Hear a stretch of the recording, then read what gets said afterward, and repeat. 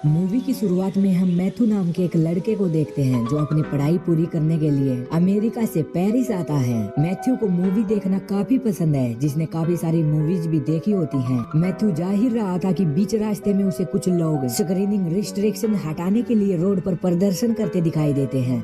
Matthew भी उनमें शामिल हो जाता है, जहाँ उसकी मुलाकात इजाबेला से होती है। इजाबेला उससे पूछती है, तुम अकेले हो, साथ में कोई फ्रेंड्स नहीं है? तो मैथ्यू बताता है वो अमेरिका से आया है, इसलिए अभी उसका कोई फ्रेंड नहीं है। ये सुनकर इजाबेला मैथ्यू को अपने भाई थियो से मिलवाती है, जिसके बाद ये वहीं मूवीज पर बात करने लगते हैं, जो कि दोस्त भी बन जाते हैं। लेकिन तभी पुलिस वहां आकर लाठीचार्ज कर देती है। ये देखकर सभी वहां से भाग जाते हैं। जब ये लोग रात को एक रास्ते से जा रहे थे तो तब भी मूवीज पर ही बातें कर रहे थे। मैथ्यू काफी खुश था, उसके 2 फ्रेंड्स बन गए थे। और घर जाने के बाद मैथ्यू अपनी मॉम को एक लेटर भी लिखता है, जिसमें वो अपने नए दोस्तों के बारे में भी बताता है। इसके बाद मैथ्यू सुबह उठता है तो उसके पास थियो का कॉल आता है, जो कि उसे आज रात डिनर के लिए इनवाइट करता है। मैथ्यू उनके घर जाता है तो इजाबेला उसे अपने मॉम डैड से मिलवाती है। इजाबेला के डैड एक पोएट थे, तो डिनर करते हुए वो मैथ्यू को बताने लग जाते हैं कि पोएट्री में इंस्पिरेशंस कैसे आते हैं। लेकिन मैथ्यू का ध्यान उनकी बातों की जगह कहीं और होता है और इस बात से वो गुस्सा हो जाते हैं। इस पर मैथ्यू बताता है कि वो इस लाइटर को देख रहा था, इसमें और हमारे आसपास जो भी चीजें हैं उनमें लगभग एक सिमेट्री है। जिस तरह से एक वेल कंपोज म्यूजिक बजता है, ठीक उसी तरह इस लाइटर में भी एक ब्यूटीफुल हारमोनी है।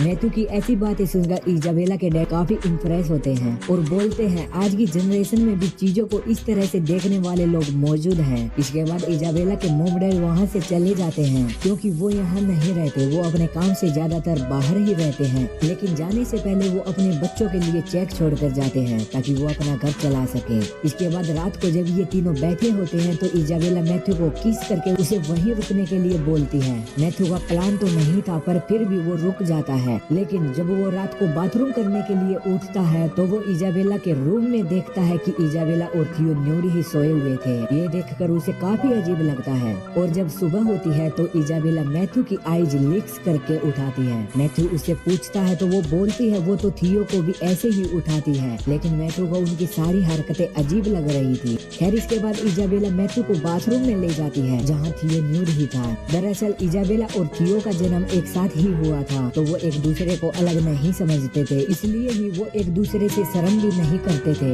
और यहाँ थियो मैथ्यू को बोलता है कि तुम अकेले ही रहते हो, इसलिए अगर तुम चाहे तो हमारे साथ रह सकते हो, हमें कोई दिक्कत नहीं है। ये सुनकर मैथ्यू उनके पास ही रहने लग जाता है। और एक दिन ये गेम खेलते हैं कि एक किसी मूवी का डायलॉग बोलेगा तो दूसरे को वो चीज गेस करके बतानी होगी। अगर वो नहीं बता पाया तो उसे कोई भी डेर दिया जाएगा। पहले थियो एक मूवी का सीन करके दिखाता है, लेकिन मैथ्यू और इजाबेला को कुछ भी समझ नहीं आता, तो थियो उन्हें डेर देता है कि उन दोनों को उसके सामने ही इंटीमेट होकर दिखाना होगा। और तभी गेम रूल्स के हिसाब से इजाबेला उनके सामने ही अपने कपड़े उतार देती है। ये सब देखकर मैथ्यू की बॉडी में हलचल होना शुरू हो जाती है, जो कि वहाँ से बाथरूम में भाग जाता है। और जब वो बाहर आता है तो थियो उसे पकड़ लेता है, जिसके बाद वे मैथ्यू के कपड़े उतार कर देखते हैं तो इजाबेला को मैथ्यू के प्राइवेट पार्ट पर उसकी एक फोटो चिपकी मिलती है, जो उसने छिपा रखी थी। जिसके बाद मैथ्यू इजाबेला के साथ इंटीमेट होता है। ये इजाबेला का फर्स्ट टाइम था, तो उसे काफी पेन होता है, लेकिन फिर भी उसने काफी मजे किए। इसके बाद जब मैथ्यू बेड पर फिर से इजाबेला के साथ इंटीमेट होता है तो वो उससे उसके और थियो के बारे में पूछता है कि तुम लोग ऐसे कैसे रह लेते हो।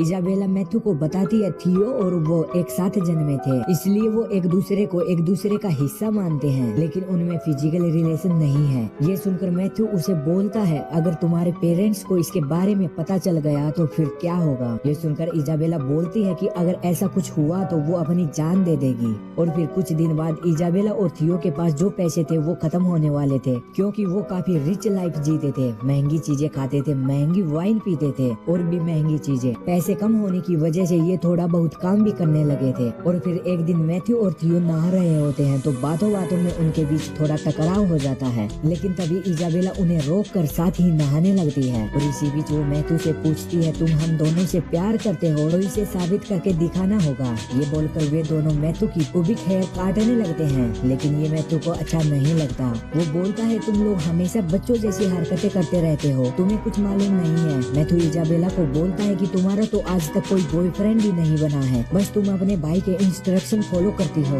मैथ्यू के इतना बोलने पर इजाबेला गर्लफ्रेंड बनकर उसके साथ डेट पर जाती है। है। एक तरफ थियो भी एक लड़की को डेट करके उसे घर लाकर इंटीमेट हो जाता है, लेकिन जब मैथ्यू और इजाबेला वापस घर लौटते हैं तो वो देखते हैं थियो किसी लड़की के साथ है और उन दोनों की आ रही आवाजें इजाबेला को परेशान करने लगती हैं। इजाबेला को काफी बुरा लगता है, वो रोने भी लग जाती है। इसके बाद थियो मैथ्यू के साथ वाइन पीते हुए पेरिस में चल रहे रिवॉल्यूशन पर कमेंट करता है, लेकिन तभी मैथ्यू उसे बोलता है कि तुम्हें कुछ भी पता नहीं है देश के हालात कैसे हैं, तुम बाहर उनके बीच जाओगे तो पता चलेगा। पर इसी बीच इजाबेला आकर उन्हें हॉल में लगे टेंट में लेकर जाती है। इजाबेला मैथ्यू को बताती है कि जब वो छोटे थे तो दोनों टेंट में न्यूड ही सोया करते थे, जिसके बाद ये तीनों न्यूड होकर टेंट में सो जाते हैं। लेकिन अगली सुबह इजाबेला के मॉम डैड वहाँ आ जाते हैं, जो उन्हें न्यूड ही सोते देखकर हैरान हो जाते हैं, लेकिन वो उन्हें उठाए बिना ही उनके लिए चेक साइन करके वापस चले जाते हैं। इसके बाद इजाबेला जब उठती है तो वो साइन हुआ चेक देखती है,